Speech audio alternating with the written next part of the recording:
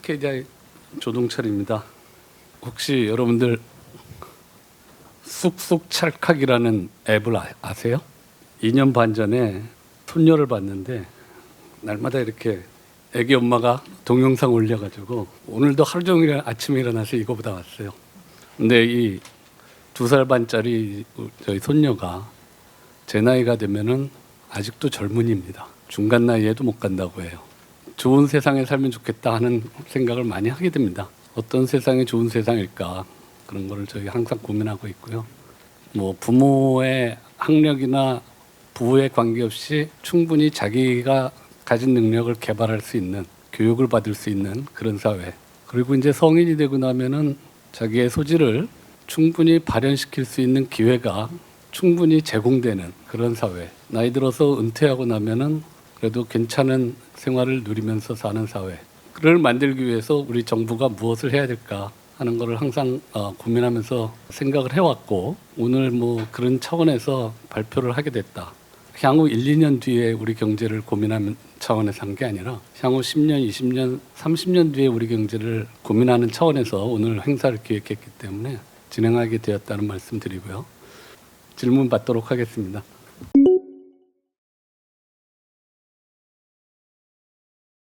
이 트럼프가 당선된 이후에 여러 가지 측면에서 우리 입장에서 보면은 부정적인 측면만 지나치게 강조되고 있는 것 같아서, 그래서 그렇지 않은 측면도 있다 하는 얘기를 한 것이고요.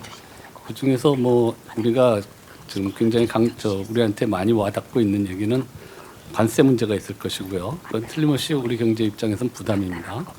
그리고 또 미국의 정책이라는 것이 아무리 누가 뭐라 그래도 전 세계의 이 파급력이 정책 그 자체뿐만이 아니라 정책을 해가는 필로소피라 그럴까요? 이거 자체도 세계 다른 나라의 정책을 형성하는 데 상당한 영향을 미치기 때문에, 그런 차원에서 보면은 트럼프 행정부가 지나치게 좀 애독하지 않을까, 그런 걱정이 있고, 스타일상으로 봐서. 반면에 우리가 뭔가 오늘의 주제처럼 생산성을 제고하고 혁신을 제고하는 데 있어서 가장 안 되고 있는 경직적인 분야 중에 하나가 정부입니다. 사실. 변화에 항상 가장 늦게 반응을 하고 민첩하게 반응해야 될 이유가 가장 적은, 어떻게 보면 그 공무원의 인센티브 시스템 자체가 그렇기 때문에 변화를 트리거한다는 점에서 트럼프 행정부의 정부 혁신 방향이 우리에게도 긍정적인 영향을 미칠 수 있다 하는 말씀을 드렸다고 이해해 주시면 되겠습니다.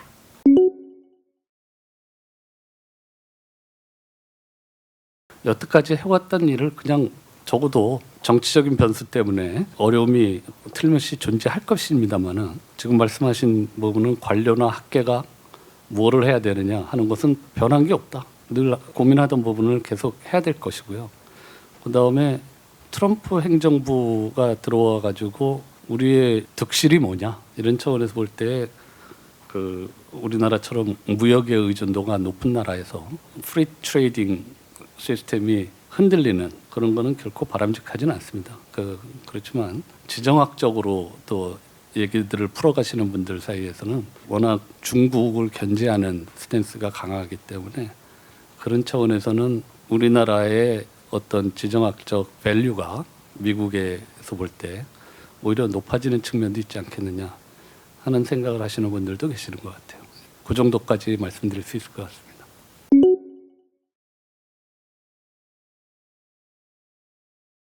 잠재 성장률을 어느 정도로 보고 있느냐, 공식적인 답변은 2% 내외입니다. 이게 공식적이라는 말이 좀 애매한데 2%가 넘는 쪽에서 2% 아래쪽으로 움직여가고 있다는 것만큼은 틀림없고요. 지금 단계에서 얼마냐 하는 거는 시각에 따라서 또 추정에 따라서 조금씩 다를 수는 있지만 아마도 2% 내외 어디가 아니겠느냐 하는데, 앞으로 가면은 더 낮아질 것이다 하는 방향성이 포인트다 이렇게 생각을 하고요. 잠재 성장률 제고를 위해서 가장 시급한 게 뭐냐, 가장 효과적인 게 뭐냐, 시급하냐 안 하냐 하는 거는 어떤 정책을 했을 때, 어떤 개혁을 했을 때의 파급 효과가 언제 나타날 것이냐. 예를 들어서 교육 관련해 가지고 개혁을 우리가 성취한다고 할 때 그게 잠재 성장률에 미치는 효과가 언제 나타날 것이냐 하면은 20년 뒤 혹은 40년 뒤까지 나타나겠죠.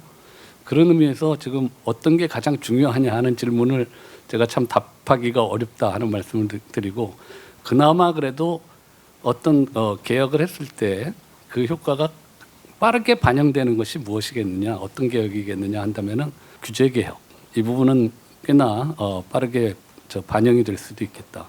그 다음에 요소 시장과 관련해 가지고는 노동 시장에서 개혁이라는 게 우리가 일하는 방식을 과거 그대로 가져가 가지고는 좀 힘들 테니 보다 유연하고 그런 체제로 바꿔가야 되겠다. 이것도 상대적으로 빠르게 생산성 제고를 위한 방향으로 효과를 발휘할 수 있을 것이다, 이렇게 생각합니다.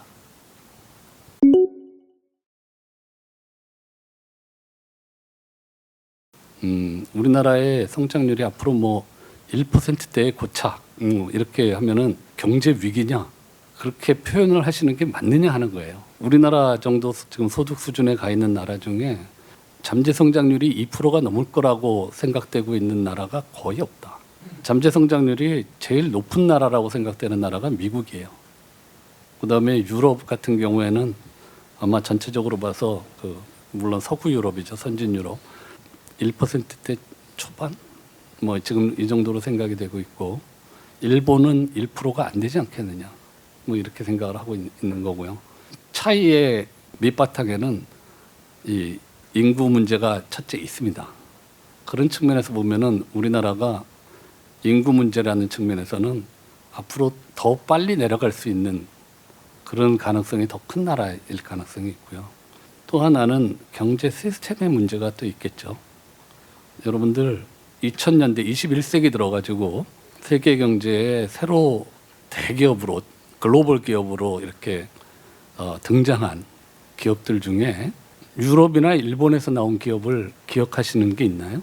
뭐 구글, 애플, 뭐 최근에는 엔비디아까지 다 미국에서 나왔죠. 그 결과 2000년 언저리 서쪽 유럽, 선진 유럽과 1990년 근처까지 이전을 돌아보면 일본, 미국하고 1인당 소득에 있어서 거의 비슷한 정도까지 갔었습니다. 0.9, 그러니까 90% 이렇게까지 갔었는데 지금은 뭐 절반에서 3분의 2 사이예요. 그 사이에 미국은 계속 성장을 해왔고 유럽과 일본은 굉장히 정체가 됐습니다. 예, 그래서 그 격차가 확 벌어지고 있는데 오히려 글쎄요, 저보고 얘기하라 그러면 지금 우리는 한 그 중간 어디 아닌가 이런 생각은 듭니다. 이 혁신이나 이런 측면에서 그러니까 경제의 다이내미즘으로 볼 때.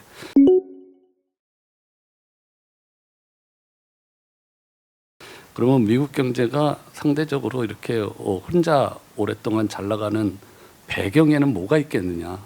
어떤 특정 계층에 대한 소득을 늘리면은 어떻게 늘리는지 잘 모르겠습니다만은 늘리면은 나라 경제 소득이 같이 올라갈 것이다 하는 거는 왜 그럴 수 있는지 논리적으로 저는 이해가 잘 안 갑니다. 그리고 그게 주류 경제학의 의견도 아닌 것이라고 보고요. 그렇기 때문에 결국은 누군가는 더 효율적이고 효과적으로 부가가치를 창출해 줘야 되는 그러한 사람들이 나타나야 되는 것이고, 그런 사람을 나타내는 토양을 만들어야 되고 체질을 만들어야 된다. 그런 점에서 미국의 노동시장 그리고 미국의 주식시장을 필두로 한 자본시장의 에피션시, 이런 것들이 유럽이나 일본을 압도하고 있는 부분들이 그런 기업들이 나올 수 있는 토양을 제공했던 것이고, 그 결과가 지금의 차이로 나타나고 있다, 이렇게 생각을 하고 있습니다. 제가 젊었을 때 파리에 가면은 영어로 뭐 길거리에서 물어보면 대답도 안 하고 다녔어요. 그들의 자존심이 그렇게 높았습니다. 근데 지금 30-40년이 지나고 나서 요즘은 영어로 물어보면은 영어 한마디라도 더 프랙티스 하겠다고 자꾸 와가지고 말을 걸어요. 이 모든 것들이 장기적으로 성장의 결과일 수밖에 없습니다. 우리도 열심히 하고 있지만 상대적으로 우리가 남들이 더 빨리 나가면은 30년 뒤에 우리 경제의 위치가 어디에 가 있을지 그런 점에서 자꾸 고민을 해봐야 되지 않겠느냐. 자꾸 오늘 내일 일에만 매몰되어 있을 수는 없지 않겠느냐. 더군다나 KDI 같은 연구기관이 보다 좀 근본적이고 장기적인 시계를 갖고선 연구를 해야지 항상 오늘 내일 얘기만 가지고서 그것만 고민하느라고 더 근본적인 그런 문제를 놓치고 있으면 안 되겠다 하는 차원에서 오늘 컨퍼런스가 기획되었고 지금 진행되고 있다 그렇게 이해해 주시기 바랍니다.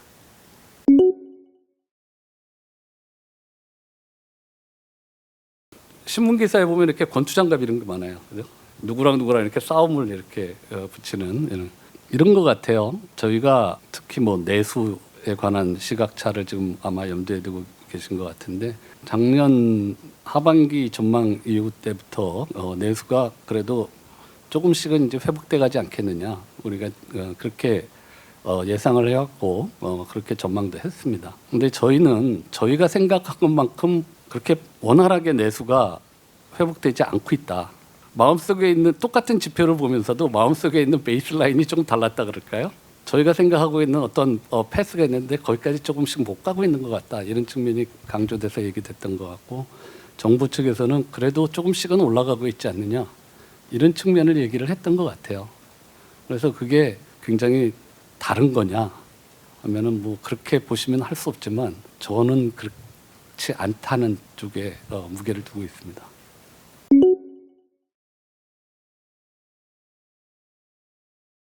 글쎄요, 체감 제가 저 KDI에 1995년에 와가지고 지금 한 30년 됐는데 체감 경기가 좋다는 얘기를 들어본 건 한 두 회 정도 되는 것 같아요. 그래서 체감 경기가 언제 좋아질 거냐고 물어보시면은 참 답변 드리기 어렵고요.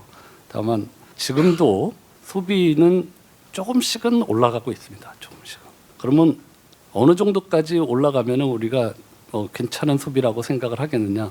지표상으로 조금씩 올라가고 계속 올라간다고 해도 일반인들이 체감 경기가 좋아졌다는 얘기가 나올 것 같지가 않아서 저희가 그러면 어느 정도까지 갈 수 있을 것이냐 보다 객관적인 상황으로 그래서 지난번에 저희 현안 분석 자료가 나갔고 거기에 보시면은 우리나라의 성장률이 지금 잠재 성장률이 2% 아래로 이제 점점 내려갈 텐데 그런 상황에서 소비 지표가 1%대 중후반 이상을 계속 가기가 쉽지 않을 겁니다.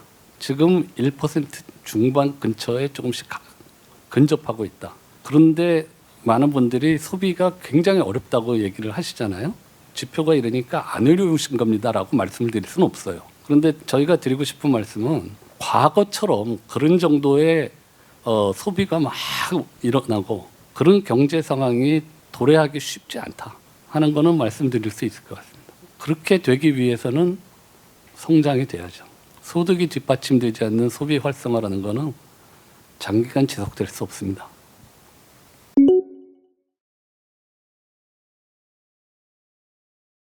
건설업을 얘기를 하시니까 건설업은 굉장히 어렵습니다. 어려운데 건설업 지표가 굉장히 좀 헷갈리는 지표 중에 대표적인 지표입니다. 무슨 말씀이냐면은 여러분들 혹시 좀 더 관심이 있으시면은 건설 경기가 좋다 그러는데 소위 얘기하는 건설 투자는 안 좋고 그다음에 건설 투자 지표는 자꾸 높아지는데 건설업체들은 죽겠다 그러고 그런 측면이 있어서 지표를 잘 살펴봐야 되는데 최근 상황은 건설업계의 업황이 최저점을 좀 통과하고 있지 않을까. 그러니까 선행지표나 이런 거를 봤을 때요.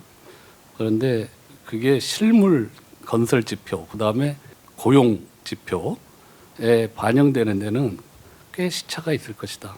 제가 그러면 건설업계의 업황이라는 거는 건설업체 입장에서 수주를 좀 받고 계약금이 들어오고 그래서 재무적으로 조금씩 이제 안정성화 되어가고 있다. 이런 느낌을 받을 때 건설업계는 좀 그래도 숨통이 트인다. 이렇게 생각을 하겠지만 실제 건설이 진행되는 거는 상당히 뒤에 그 지표가 돼서 나타난다는 거죠. 그래서 그게 지표로 나타나고 건설업계의 고용까지 파급을 주려면 아마도 내년 말경까지는 좀 어려운 그런 상황이 되지 않을까. 이렇게 생각을 하고 있고요. 그게 뭐 어느 정도 예상을 했었던 부분이고 다만 최근의 지표가 조금 더 나쁜 것 같긴 합니다. 예상했던 것보다.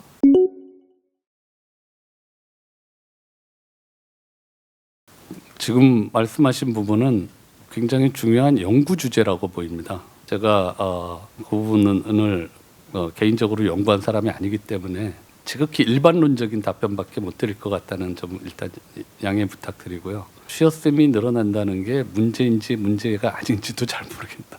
저도 동감입니다. 그런데 쉬어셈의 비중이 늘어난다는 것은 틀림없이 경제학자 입장에서 본다면은 쉬는 거에 가치하고 일해서 돈 버는 거에 가치하고 이렇게 비교를 해가지고 결정을 하지 않겠습니까? 근데 과거 같으면은 일을 하지 않으면은 너무 고통이 컸는데 지금은 그 차이가 일을 하는 거랑 안 해가지고 돈을 안 버는 거랑의 차이가 훨씬 줄어든 상황일 것이다 하는 거는 틀림없는 사실이겠죠. 그 얘기는 일을 안 하고 돈을 안 버는 게 회사로부터 안 받는다는 거지 사회에서 어떤 보상을 일부 받고 있는 측면이 있을 것이기 때문에 그런 부분들이 틀림없이 작동은 하고 있을 텐데 그것이 가장 큰 이유이고 유일한 이유냐 하면 하는 거는 제가 지금 잘 모르겠습니다. 대책이 필요하냐? 대책이 원인 진단에 따라 다를 텐데 예를 들어서 많은 분들이 쉬고 있다는 것은 너무나 사회적으로 쉬는 사람에 대해서 너무 많은 편의를 봐주고 있기 때문이 아니겠느냐. 그런 쪽으로 연구 결과가 나온다면은 그쪽을 줄여가는 게 한 방법일 것이고 그렇지 않고 진짜 일자리가 없어지고 있기 때문에 그런 거다 하면은 그쪽에 대한 대책은 또 다른 것이고 그렇겠죠. 근데 일자리가 없어지고 있다는 것도 여러분들 잘 생각을 해보시면은 그런 일이 어떻게 생길 수 있는지 잘 모르겠어요. 네, 무슨 말씀이냐면은 중소기업 하시는 분들은 사람 못 구해서 지금도 난립니다. 만나면은 늘 하시는 말씀은 외국인 근로자 퍼밋 늘려달라. 예. 그죠? 쿼타. 예. 일자리가 없지는 않겠죠. 그런데 일자리가 내 마음에 들 만한 일자리가 없는 것이고 내 커리어를 디벨롭할 수 있는 그런 일자리가 충분치 않다고 느낄 수는 있겠죠.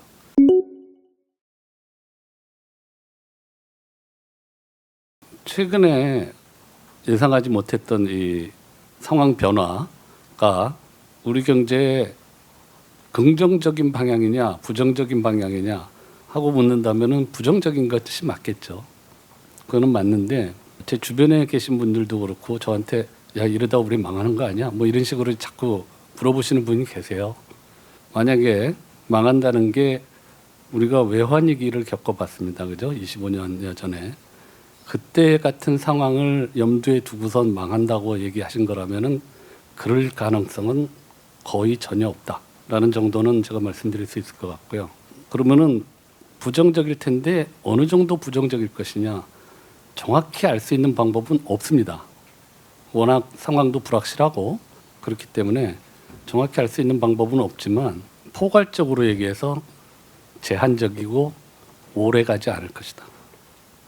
그렇게 생각합니다. 지난 일주일 사이에 이런 변화에 가장 먼저 반응하는 변수들이라고 하는 것은 금융시장 변수예요. 여러분들이 주가를 보실 거고 환율을 보실 거고 지금 아마 한 그 이전에 비해서 1, 2%이 정도 이렇게 영향이 나타난 것이 아닌가 이렇게 보고 있고요. 그 변화의 폭을 크다고 생각하실 수도 있겠지만 그리 크지 않다고 생각하시는 분들이 조금 더 많지 않을까. 그리고 이러한 금융시장의 변화가 상황이 바뀌면은 또 굉장히 빠르게 회복되는 그러한 변수들이기 때문에 지금은 어느 정도라고 아무도 단정적으로 말씀을 드리기는 어렵지만 그리 크지는 않은 것 같고 상황 변화에 따라서 굉장히 가변적으로 또 바뀔 수 있는 부분이다.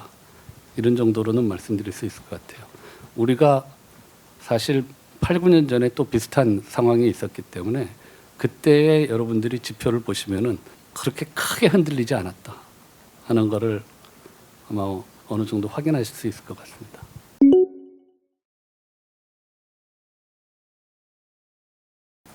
예, 우리가 참 불행하지만 탄핵이라는 거를 겪었습니다. 그때도 외환시장이 그렇게 흔들렸다는 기억이 있으세요? 없으실 것 같아요. 27년 전에 외환위기라는 걸 겪었는데 그때하고 지금하고 뭐가 달라져서 이러냐? 뭐 여러분들 다 아시다시피 외환 보유고 많고, 예, 그죠? 뭐 그다음에 가장 중요한 거는 1997년 외환위기 이후에 우리나라는 거의 이제 30년에 가까워 가는데 단 한 해도 빠짐없이 경상수지 흑자를 내왔습니다. 경상수지 흑자라는 것이 쌓이는 거거든요. 쌓인다는 거는 흑자를 낸 돈이 해외에 투자를 계속 해온 것이죠. 여러분들이 내고 있는 국민연금이 여러분들한테서 돈을 받아서 해외에 투자를 계속한다든지 이런 것들이 해외 그래서 대외 순자산이 지금 GDP의 한 50%쯤 됩니다. GDP의 한 50% 정도 되는 이런 대외 순자산 국가가 외환 유동성 위기를 겪는다는 것은 그렇게 상상하기 쉬운 일이 아닙니다. 물론 이러한 충격 때문에 환율이 반응하고 해외에서 국내를 바라보는 시선이 좀 불안해지고 그렇기 때문에 한국에 당장 투자하는 것을 꺼려하고 하는 부분이 있을 것이라는 점은 부인할 수 없지만 그런 것들이 국가 전체를 우리나라 지금 현재 기본적인 외환 상황을 감안할 때 국가적인 위기로 치닫게 할 만큼 그럴 정도는 아닐 것이다 하는 그런 차원에서 말씀을 드렸다고 이해해 주시면 되겠습니다. 물론 외환시장뿐만은 아닙니다.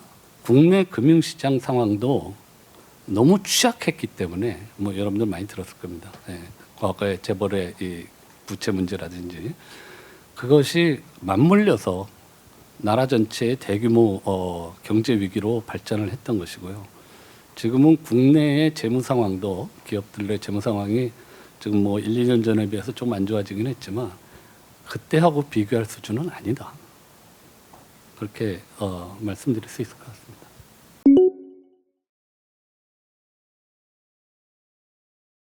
경제의 정치화를 기자분들이 안 시켜주시면 좋겠어요.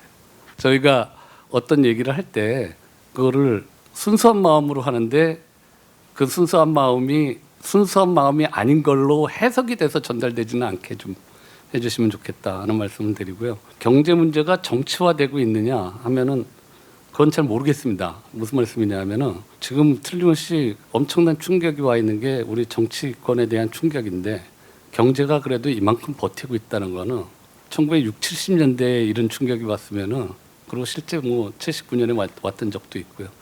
그때 경제가 정말 충격을 많이 받았어요. 근데 지금은 그 정도까지는 아니다. 그런 측면에서 크게 봐서 경제가 점점 정치화되고 있느냐 하면은 잘 모르겠습니다. 그거는 옛날에 여러분들 기업하시는 분들이 정부 관료한테 이렇게 대했던 거랑 지금 기업하시는 분들이 정부 관료를 대하실 때의 모습을 비교해 보시면은 과거하고 많이 달라졌습니다. 실제로. 그래서 그런 면에서는 과연 경제가 더 정치화되고 있느냐 하는 거는 저는 뭐 크게 동의는 못하겠고요. 다만 구조개혁 문제 이런 부분들은 다 정치적 과정을 겪어야 되는 부분들입니다. 우리가 이러한 구조개혁 과제가 정치적 과정을 겪고 사회적 합의를 거쳐야 되는 부분들이 많기 때문에 그 부분이 너무 어렵고 그렇기 때문에 또 자꾸 안 하고 온 것이 사실이고요. 그러던 것이 지금 오늘날 우리의 생산성이 자꾸 지체되고 그래서 오늘 그런 문제의식을 가지고 저희가 컨퍼런스를 한 것입니다.